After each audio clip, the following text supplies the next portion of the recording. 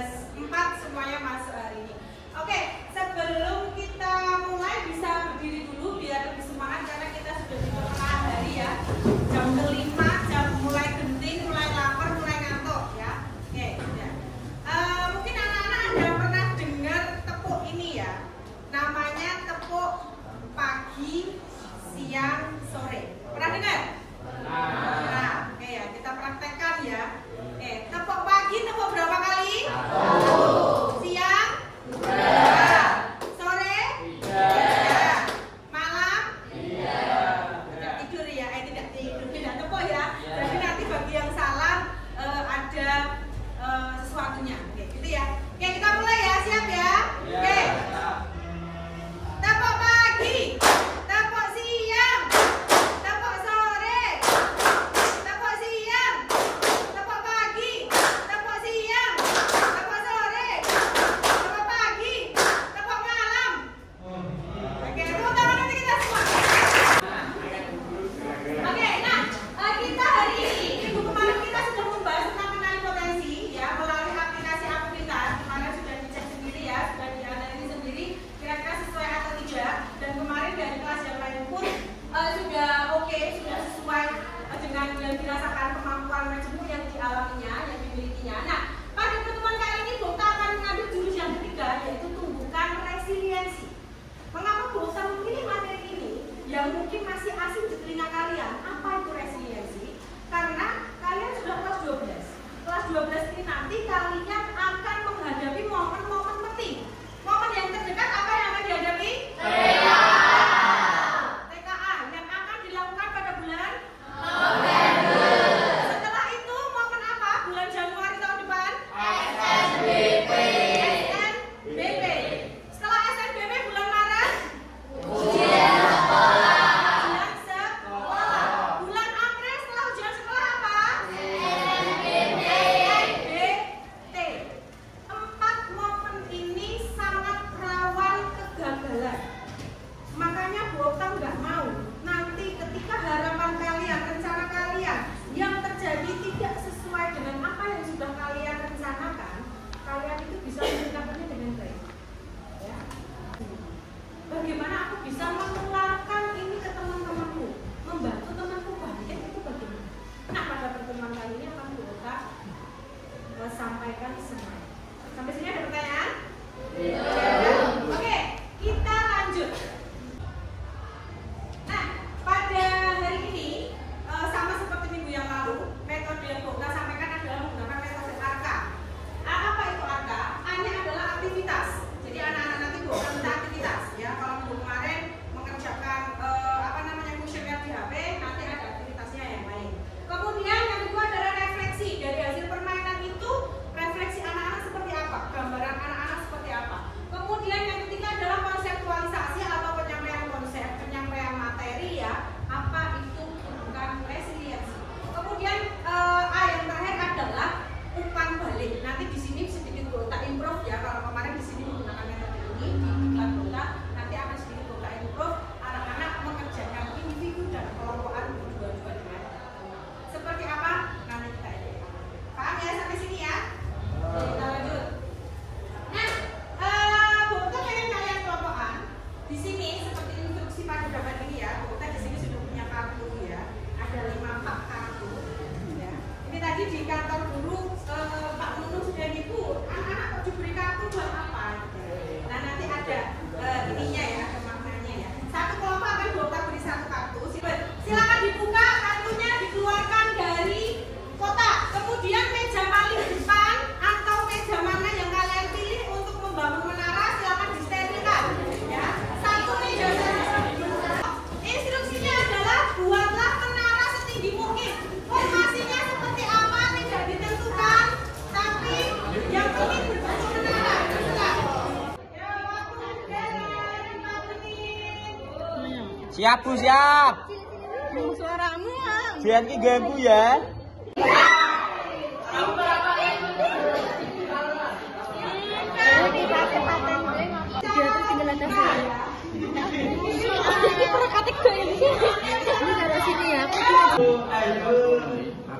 Aku Ini berarti lagi kita Oh iya iya kan kan.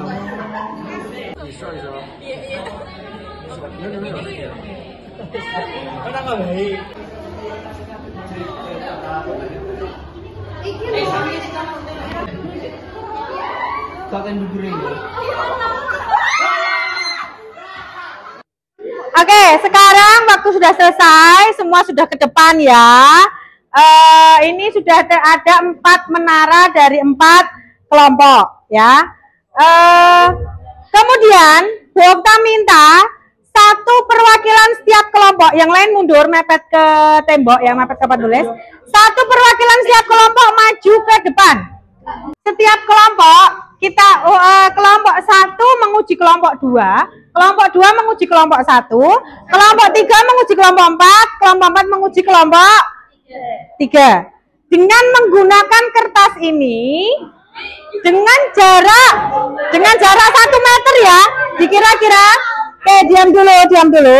Dengan jarak 1 meter, dikira-kira piye carane dengan kertas ini bisa merobohkan menara yang sudah dibangun. Paham ya?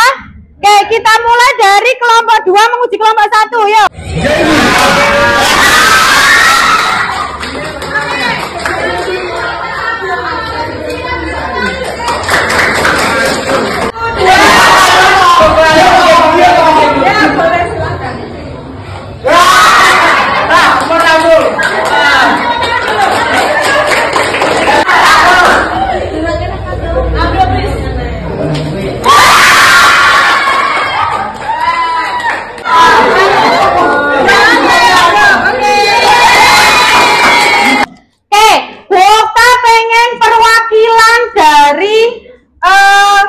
Kelompok 1 dan 3 maju ke depan. Yuk. Sini mas, maju. Kamu perwakilan kelompok 1, sini, maju. Siap. Kelompok 3 siapa? Kelompok 3 maju. Oke, yang lain bisa duduk ya. Yang lain duduk, merapikannya sambil duduk ya, sambil duduk. Oke. Diwawancara. Ya, Bapak ayo sini. Oke, ayo sini, maju. Yes, kelompok 4. Ada perwakilan kelompok 4, 1. Oh ya, sini kelompok 3 ada. Oke. Oke, semua duduk, semua dengarkan ya. Semua duduk, semua dengarkan. Oke. Oke, sudah ya. Oke. Tadi kelompokmu roboh enggak? Enggak, Bu. Pegang. Roboh ya? Enggak. Alhamdulillah Roboh enggak? Oke. Kemudian kelompoknya Mbak roboh enggak? Roboh sedikit, Bu. Oke. Kemudian kelompok 1 tidak roboh, tapi tadi waktu proses pembangunan sempat roboh. Ya. Coba pakai itu.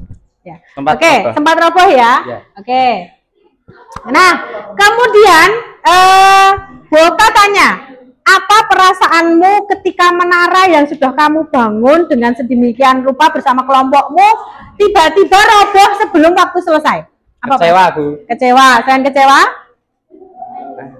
Menyesal.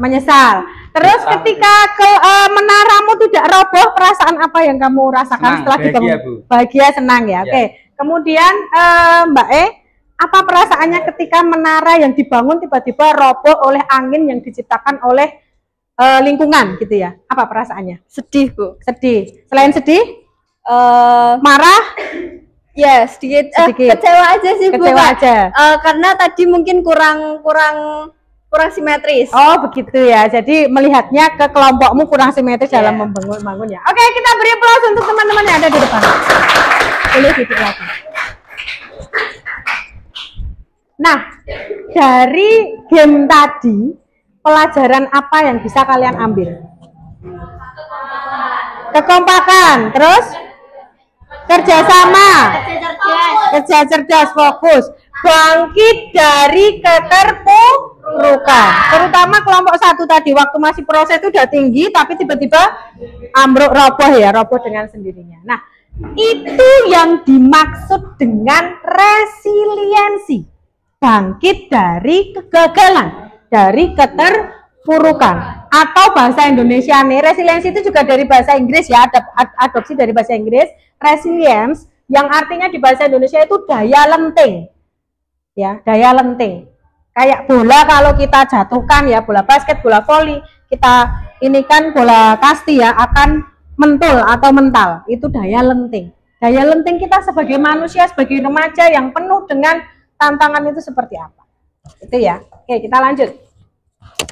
Nah, untuk lebih pahamnya, kalian bisa simak video berikut ini.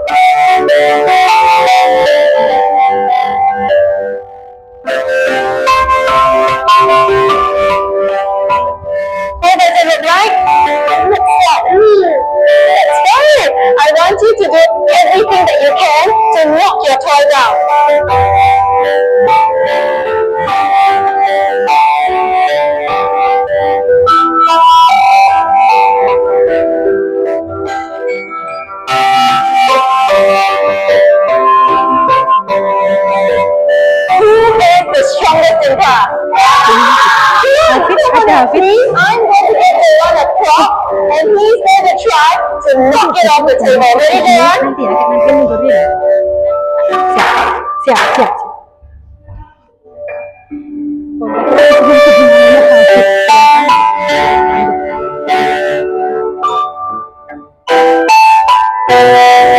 Okay, Kevin, who can tell me what it means to have resilience? Yes, Paige. Resilience means if the tool fall down, you come back up very, very fast. Very nice.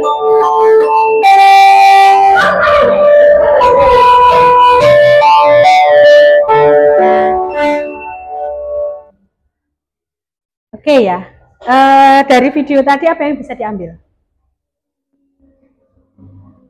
Ada guru mau mengajar ya, mau mengajar anak-anak mungkin TK atau PAUD ya, membawa boneka atau semacam mainan yang merupakan bentuk dari imitasi si anak itu. Dibikin mirip ya, warna bajunya, warna ininya, lalu disuruh menjatuhkan. Bisa nggak tadi bonekanya jatuh? Itu gambaran kalian. Boneka itu tuh gambaran kalian, gambaran anak-anak tadi. Artinya apa?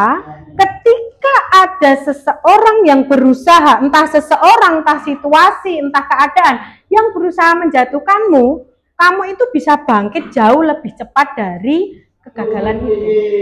Itu yang dimaksud resiliensi. Sampai di sini sudah paham konsepnya ya? Sudah sedikit mengerti ya? Apa itu resiliensi, harus bagaimana dan sebagainya. Ya. Itu. Oke, kita lanjut. Ada pertanyaan sampai sini? Belum. Oke, kita lanjut ya.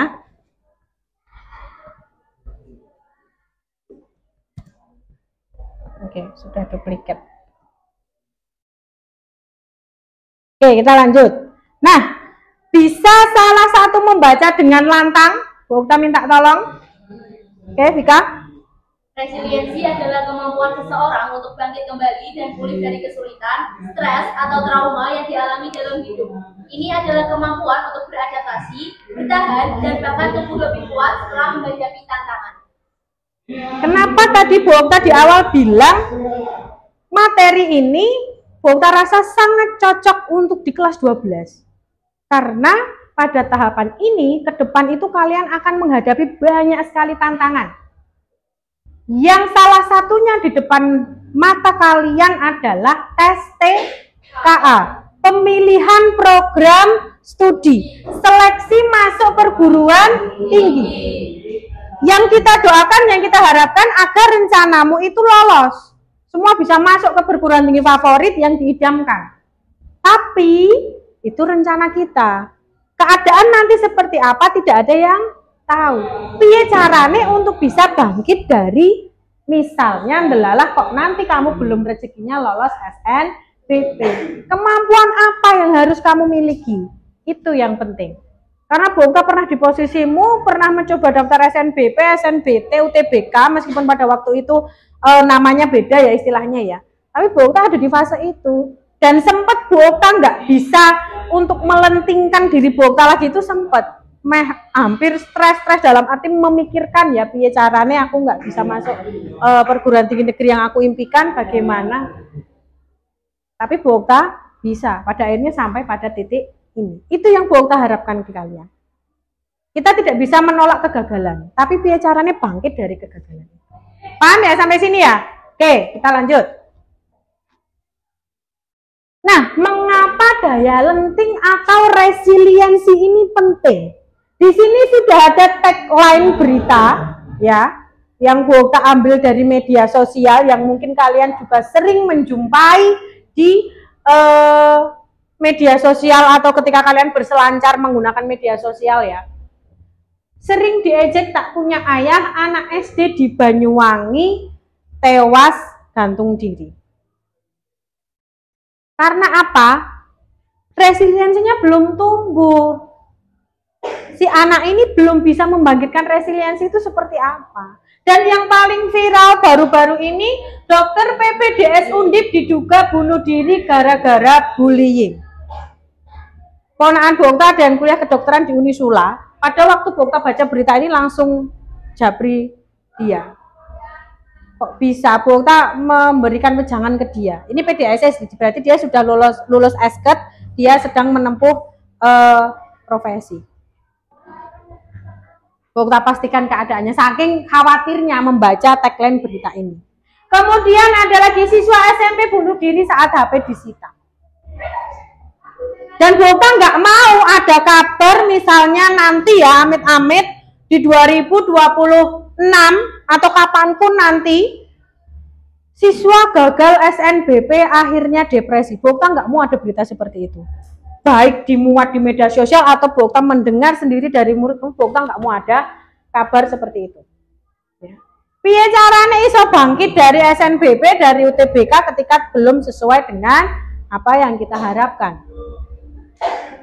Kalau zaman dulu, zaman ujian sekolah masih ada, ujian nasional masih ada ya, zaman-zaman Bongka sering ada berita siswa SMP bunuh diri karena tidak lulus, itu sering banget. Tapi karena sekarang ujian nasional sudah dihapuskan, diganti dengan ujian sekolah dengan TKA, jadi kabar-kabar seperti itu sudah hampir tidak terdengar. Terdengarnya sekarang ini bullying, bunuh diri, gantung diri, ya. Kemudian waktu itu juga ada mahasiswa UNS menyeburkan diri ke Kali Bengawan Solo ya, sepeda motornya didelek ke pinggir jalan, itu juga viral. Itu karena apa? Resiliensinya belum terbangun. Lanjut ya. Oke. Kemudian nah ini unsur-unsur dalam resiliensi itu ada ini, bisa dibaca ya, di situ sudah Bongka beri terjemahannya. Apa saja sih yang perlu ada dalam diri kita agar resiliensi itu bisa bertumbuh? Yang pertama adalah kesadaran diri. Harus sadar bahwa dunia ini tidak selalu seperti apa yang kita harapkan, inginkan. Ya, kemungkinan bisa berkata lain.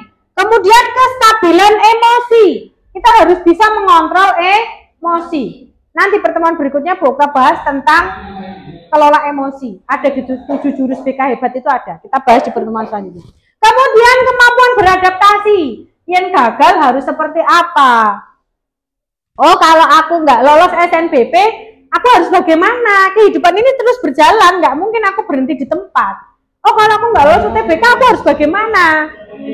Oh, kalau aku nggak bisa masuk jurusan yang aku inginkan, bagaimana? Kamu harus mampu bisa beradaptasi itu, karena dunia terus berjalan. Ya, dunia tetap sibuk. Kita gagal itu dunia tetap sibuk, tetap berjalan.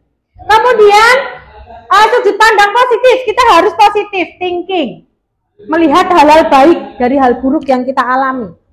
Ya, kemudian harus memiliki growth mindset. Ini nanti kita bahas.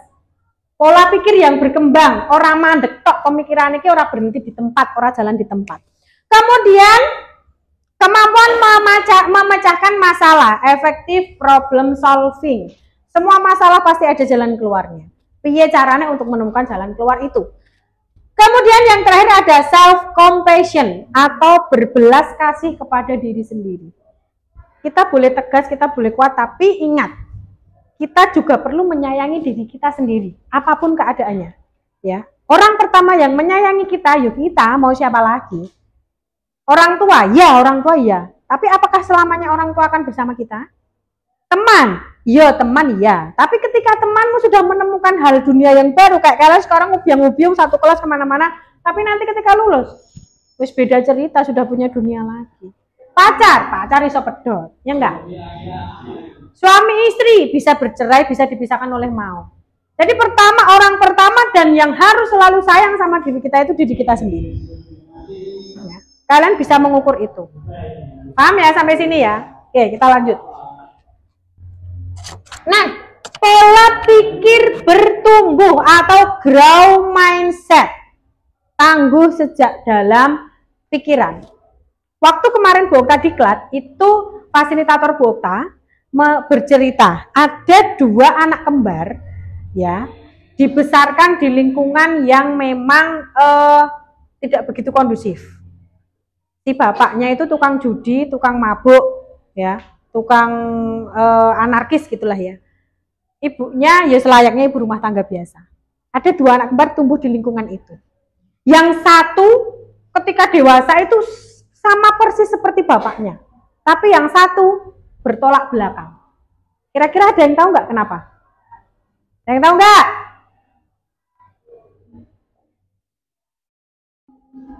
Kenapa kira-kira? Pola pikirnya beda. Yang satu itu punya pola pikir bertumbuh atau grow mindset, yang satu punya pola pikir yang stagnan, fixed mindset istilahnya. Bedanya apa Bu? Kita lihat. Kenapa kok dikatakan pola pikirnya satu bertumbuh satu enggak? Dan pola pikirnya yang tidak bertumbuh tadi, bapakku kaya ngono, aku ya wis kaya ngono. Orang tua aku seperti ini, aku ya ora iso nek kon ngono. Ada yang masih punya pikiran seperti itu? Buang. Wong tuaku ki wong desa, petani, buta huruf, mohon maaf ya, buta huruf, tidak bisa membaca, mana bisa aku kuliah di IPB, mana bisa aku kuliah di UNS. Itu namanya pola pikir yang berhenti di tempat atau fixed mindset, tidak bertumbuh pola pikirnya. Bapak Bokta itu buta huruf ya, bapak ibu Bokta itu tidak punya ijazah, SD pun tidak punya. Dan Bapak Bokta tidak bisa baca. Tapi kalau misalnya baca tulisan hanya sekitar, Bokta kan di rumah panggilannya Melin ya, MELIN gitu masih bisa. Tapi kalau yang buahnya itu tidak bisa. Tapi Ibu Bokta pun sama, tidak punya ijazah, tapi bisa baca, pakai HP operasional itu bisa. Tapi apa? Alhamdulillah 3 anaknya bisa tuh kuliah semua. Yang nomor 2 nggak kuliah sih karena daftar Auri tentara ya. Jadi masih Bokta kuliahnya ya di kesatuannya dia, bukan kuliah di luar. Tapi bisa gitu loh. Karena apa? Sejak kecil orang tua Bokta itu menanamkan pemikiran yang itu tadi bertumbuh. Sing rekoso bin bapak ibu. Kamu jangan. Ya meskipun dalam hidup kita mesti ada rekosone. Nggak mungkin semua hidup lancar tuh enggak. Paham ya sampai sini ya? Itu contoh cerita juga. Oke, kita lanjut. Nah, ini contohnya fixed mindset dan fixed mindset dan grow mindset. Tentang kesuksesan. Ada yang bisa minta tolong baca? Ya siapa? Mas, kamu baca yang keras. Maaf, ini. Baca. Kesuksesan. Fixed mindset, saya bisa sukses jika punya bakat. Oke, lanjut. Saya bisa sukses dengan berusaha.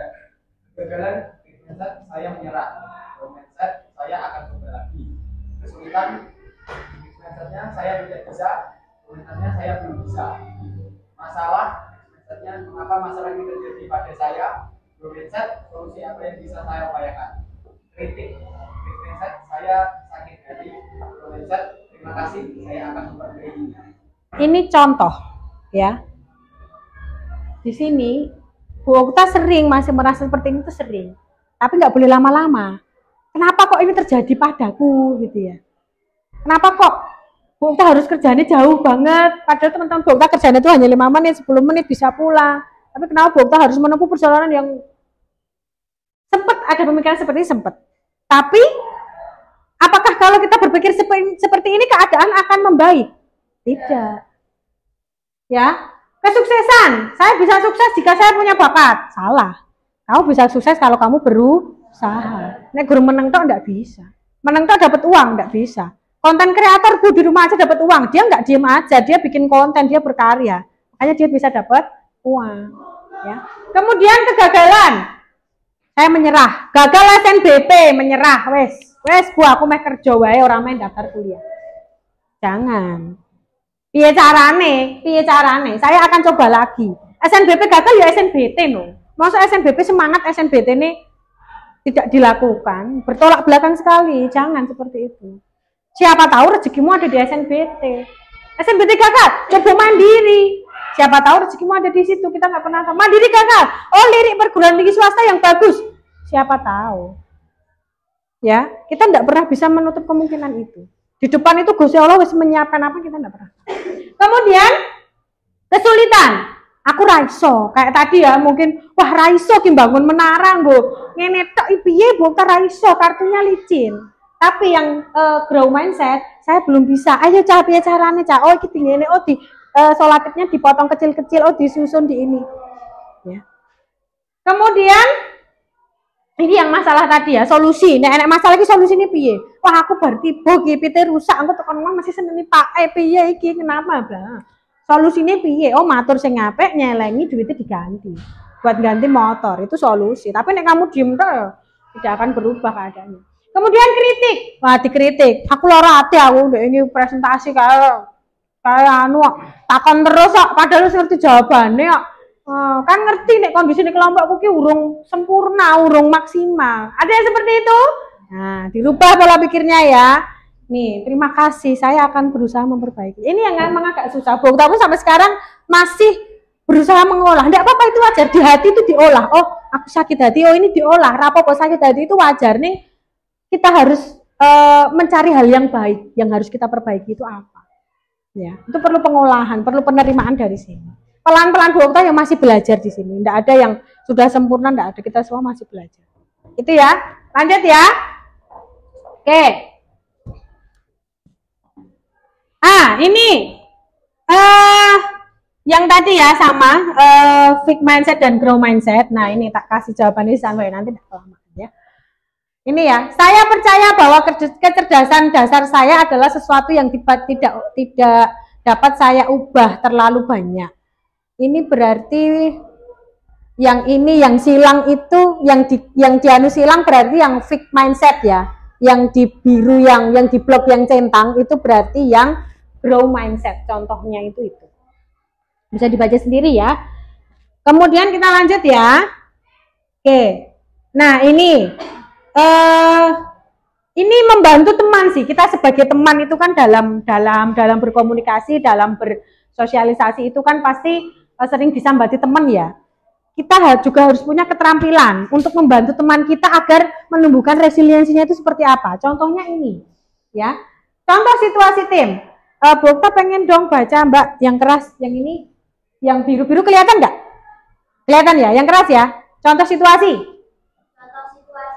Tim sepak bola sekolah gagal masuk final, padahal peluangnya sangat besar.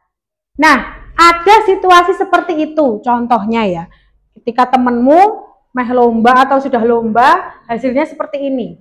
Ya, tim sepak bola sekolah gagal masuk final, padahal peluangnya sangat besar. Ya. Terus Bokta pengen baca ini, siapa ada yang suka relawan baca ini? Rindu yang keras dalam kotak.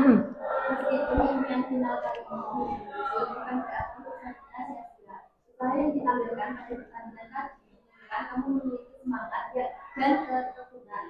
kita jadikan ini sebagai bahan bakar untuk evaluasi, belajar dari setiap pertandingan dan kembali lebih kuat di musim depan. Kepala tegak tim. Nah, jadi contohnya gitu. Piye caranya ini ada rumusnya. Yang pertama adalah empati atau validasi pertanyaan. Meskipun impian final kali ini belum terwujud, bukan berarti usaha kita sia-sia. Menunjukkan apa? Rasa empati. Ya, meskipun belum terwujud ya, meskipun impianmu untuk menjuarai lomba puisi belum terwujud, tapi aku yakin kok usahamu selama ini tuh nggak sia-sia. Nah, itu termasuk dari bentuk empati. Ini yang perlu kita tumbuhkan. Kita harus punya empati ya. Kita manusia bukan hewan. Kita harus punya empati kepada orang lain. Ketika ada yang mengalami kegagalan, apa yang harus kita lakukan? Jadi ketika kita bisa menerapkan ke orang lain, harapannya ke diri kita pun begitu. Ya. Kemudian pengakuan usaha atau potensi. Nah, kalimat yang kedua, usaha yang ditampilkan pada pertandingan tadi menunjukkan kamu memiliki semangat dan ketekunan. Usahamu wis tenanan. Kowe iki latihan puisi bendino ning ngarep kaca, ning ngarepku, ning ngarep bapak ibumu ning dalan misalnya ya. Wis tenanan jane. Ya, sudah bagus usahamu, mengakui usahanya.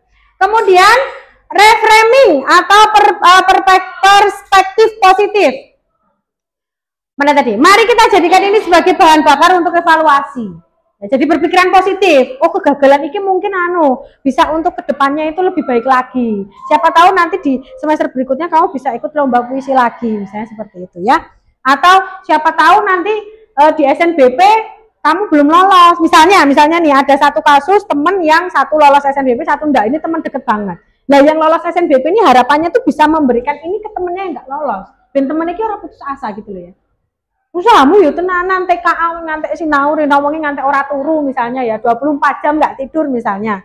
Usahanya apa? Gitu ya. Kemudian diberi ini perspektif positif. Oh, siapa tahu nanti rezekimu di UTBK. UTBK tuh pulangnya lebih besar kok. Kemarin Bu Okta bilang seperti itu. Kuotanya di perguruan tinggi itu lebih besar daripada SNBP. Kamu pasti bisa, gitu ya. Kemudian tawaran dukungan atau harapan ke depan. Kamu pasti bisa nanti di UTBK, aku yakin kok kemampuanmu ini tidak diragukan, rezekimu di UTBK. Harapannya tuh begitu. Jadi ketika temanmu mengalami kegagalan, kamu bisa menerapkan ini. Ben temanmu ya resiliensinya tumbuh. Ben ora terjadi tadi loh, bunuh diri, putus asa, depresi, stres. Biar jadi seperti itu. Ya, kita harus saling memiliki empati. Sampai sini paham ya? Ya, jadi ketika itu sudah kita terapkan ke diri sendiri, kita terapkan ke orang lain. Ya, paham ya? Oke, kita lanjut. Nah, ini apresiasi, koreksi, apresiasi. Ini kalau menggunakan teknik burger. Kalau tadi kan teknik yang tadi ya ada rumus beberapa ya, ada lima rumus ya istilahnya. Kemudian kalau ini pakai yang burger tadi, contohnya seperti ini. Ini contohnya diterapkan untuk Bapak Ibu guru sebetulnya, tapi ke kalian sendiri juga boleh, ya. Misalnya satu diawali apresiasi, di tengahnya koreksi dan diakhiri apresiasi. Ini kamu membangkitkan resiliensinya adikmu, koncomu itu bisa pakai rumus ini juga, ya. Bu guru tahu usahamu sudah luar biasa, upayamu sudah luar biasa dalam SNBP ini, atau aku mudeng Vika, usahamu ke SNBP ini luar biasa, kamu sudah belajar untuk TKA, kamu buka YouTube, beli modul, ikut les gitu ya.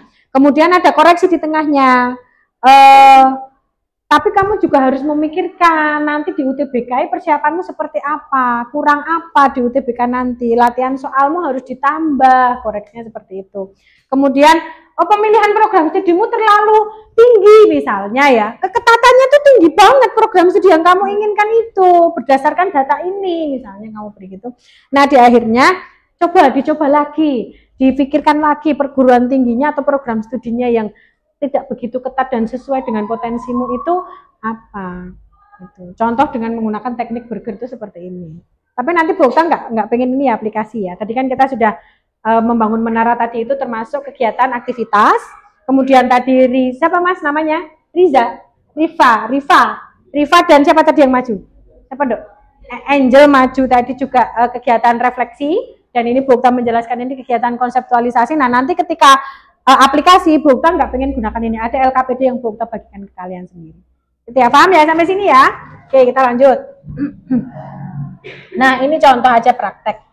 Nah, oke, kita sudah sampai pada tahap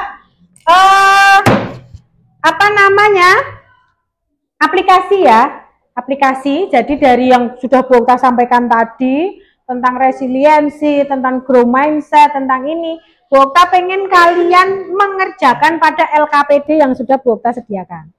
Ya, LKPD-nya kok ini sama, ya. Di sini ada nama, nomor absen, kemudian kelas. Karena kalian kelas 12 dan di depan mata itu sudah harus pemilihan program studi, menentukan pilihan kampus, menentukan seleksi yang akan diikuti. Bokta pengen kalian tulis di sini. Karena kebanyakan anak itu hanya punya satu rencana saja. Di sini Bokta memaksa kalian untuk punya 3 rencana. Kalau rencana A atau plan A gagal, plan B-mu apa ke depan? Delala plan A dan plan B gagal, plan C-mu apa? Kamu harus tahu punya rencana di sini. Ya. Bokta dulu juga belum waktu di posisimu ketika menemui kegagalan tuh langsung di plan A, plan B belum tahu, plan C belum tahu. Tapi pada akhirnya Bokta memutuskan untuk punya rencana itu ya Bokta lakukan. Paham ya? Oke, bisa dikerjakan ya setelah ini ya. Berapa ini? 2, 3, 4. 1, 2, 3, 4. Nanti silakan dibaca dulu, nggak banyak instruksi kok. Instruksinya ya grupnya mau. Kalau ada pertanyaan nanti bisa tanyakan ke Bokta.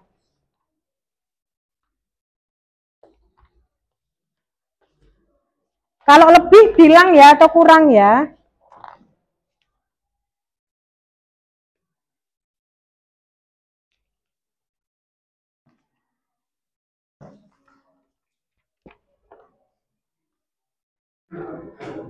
Kalau lebih bilang ya, kok Mbak Menau kurang ya. Kita tadi cetak 235.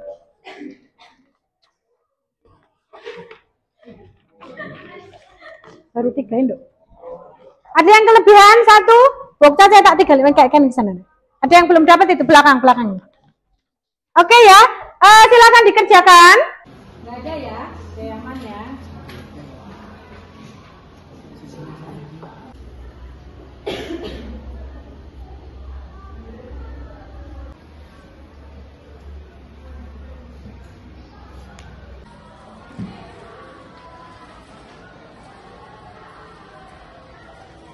Waktu sudah berjalan, sudah habis untuk waktu mengerjakan LKPD yang pertama. Ada yang sudah selesai? Belum. Oke, Bokta ambil 3 aja ya, karena nanti kalau banyak-banyak terlalu makan waktu ya. Silakan Alifa, Bian dan Vika bisa maju ke depan menyampaikan hasil diskusi dari plan A, plan B dan plan C yang akan dilakukan.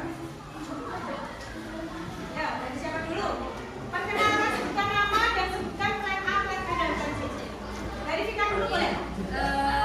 Assalamualaikum warahmatullahi wabarakatuh.